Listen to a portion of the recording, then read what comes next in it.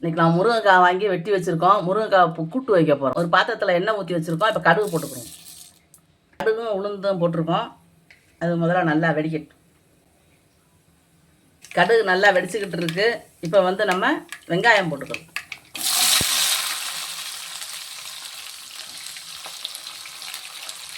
இப்போ கருவேப்பிலை போட்டுக்கிறோம். இது எல்லாம் ஒரு கண்ணாடி பதத்துக்கு வதங்கணும். இந்த வெங்காயம் வந்து நமக்கு பொன்னிறமாக வந்துடக்கூடாது. கண்ணாடி பதத்துக்கு வந்தால் போதும். இப்போ வெங்காயம் எந்த அளவுக்கு வெந்திருக்கு. இப்போ நம்ம தக்காளியை போட்டுக்கிறோம். தக்காளி வெங்காயமெல்லாம் போட்டால் தான் நமக்கு அந்த முருங்கைக்காயோட கிரேவி இருக்கும். நம்ம தக்காளி வந்து போடுறது அந்த கொஞ்சம் புளிப்புத்தன்மை இருக்கிறதுக்காகத்தான். இப்போ இது வதங்கிறது கொஞ்சம் மஞ்சள் பொடி போட்டுக்கணும். இப்போ அந்த முருங்கைக்காய்க்கு தேவையான அளவு உப்பு போட்டுக்குருவோம். உப்பு நம்ம ரொம்ப போட்டுறக்கூடாது. ரொம்ப போட்டோம்னா அந்த முருங்கைக்காய் வந்து ரொம்ப ஒன்றும் உப்பை எடுக்காது. கொஞ்சம் தான் எடுக்கும். அதனால் நம்ம கொஞ்சம் தான் போடணும் உப்பு. இதை நல்லா வந்து தக்காளி வதங்குற அளவுக்கு வதக்கிக்கிறோம். நல்லா தக்காளி வெங்காயம் நல்லா வதங்கி வந்துடுச்சு. இப்போ வந்து நம்ம இந்த முருங்கைக்காயை போட்டுக்கிறோம்.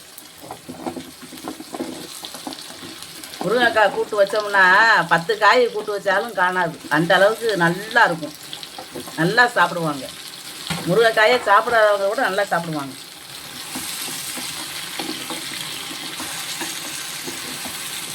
இப்போ இதுக்கு வந்து குழம்பு பொடி போடுவோம். ரொம்ப ஒன்றும் போட்டுற வேண்டாம். கொஞ்சம் போட்டால் போதும். தனி மிளகாய் பொடி. ஏன்னா இந்த முருங்கைக்காய் வந்து நமக்கு கொஞ்சம் இனிப்புத்தன்மையாக இருக்கும். கொஞ்சம் காரம் போட்டால் தான் கொஞ்சம் சாப்பிட்றது சுருக்குன்னு இருக்கும். இப்போ கொஞ்சம் தண்ணி ஊற்றிக்கிறோம். இந்த முருங்கைக்காய் வேகிற அளவுக்கு நம்ம தண்ணி ஊற்றணும். இந்த முருங்கைக்காய் வந்து நல்லா 2 மவுந்துடக்கூடாது. முழுசாக இருக்கிற மாதிரி தான் பார்க்கணும்.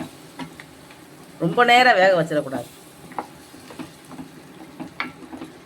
இப்போ நல்லா மூடி போட்டு மூடி வச்சுக்கணும். நல்லா வேகட்டும்.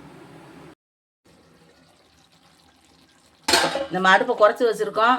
ஏன்னா நம்ம அதிகமாக வச்சோம்னா தண்ணி ஃபுல்லாக வந்து சீக்கிரத்தில் வற்றிடும். அதனால் கொஞ்சம் குறைச்சே வச்சு வேக வைப்போம். இப்போ ஒரு ஸ்பூன் வந்து நம்ம தேங்காயும் சீரகமும் அரைச்சி வச்சுருக்கோம். ஒரு ஸ்பூன் போடுவோம். ரொம்ப போட்டுற வேண்டாம்.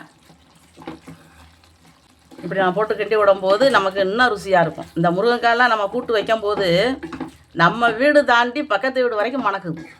முருங்கைக்காயோடைய மனம் அப்படி இருக்குது.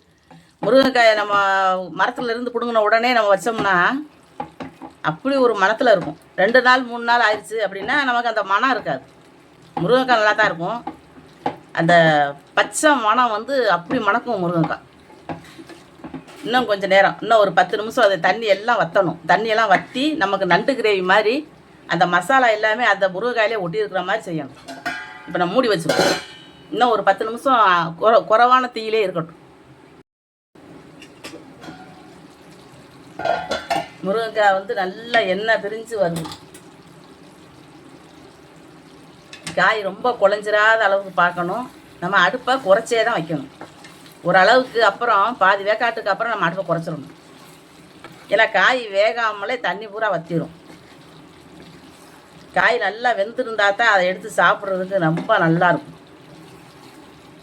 இன்னும் ஒரு 5 நிமிஷம் அந்த இருக்கிற தண்ணி வற்றட்டும். முருங்கைக்காயை வந்து அடுப்பை ஆஃப் பண்ணிட வேண்டியதான். இந்த அளவு வந்தால் போதும். இது வந்து நமக்கு ஆடுற போது நல்லா அந்த மசாலா வந்து இந்த முருங்கைக்காயில் ஒட்டி நல்லாயிருக்கும். பழைய கஞ்சிக்குமே இது நல்லாயிருக்கும். நான் இப்போ அடுப்பை ஆஃப் பண்ணியாச்சு. காய் வந்து ஒரு அளவு வந்தால் போதும். இப்படி நசுக்கி பார்த்தோம்னா அப்பா நல்லா வந்துடுச்சு. இப்படி வந்துட்டாலே நம்ம எடுத்து சாப்பிட்றது கரெக்டாக இருக்கும். கையை விட்டுலாம் நசுக்கி பார்க்கணுன்னு தேவையில்லை. நமக்கு இவ்வளோ நேரம் வந்துச்சுனாலே வெந்திருக்கும்னு தெரிஞ்சு போகும். காயோடைய கலர் மாறிடும் வந்த உடனே. அந்த எப்படி வந்திருக்குன்னு உங்களுக்கு காட்டுறதுக்காக தான் நான் உடச்சி பார்த்தேன். இந்த வீடியோ உங்களுக்கு பிடிச்சிருந்துச்சுன்னா லைக் பண்ணுங்கள், ஷேர் பண்ணுங்கள், சப்ஸ்கிரைப் பண்ணுங்கள், பக்கத்தில் இருக்கிற பெல் பட்டனை அமைக்கி விட்டுணும்.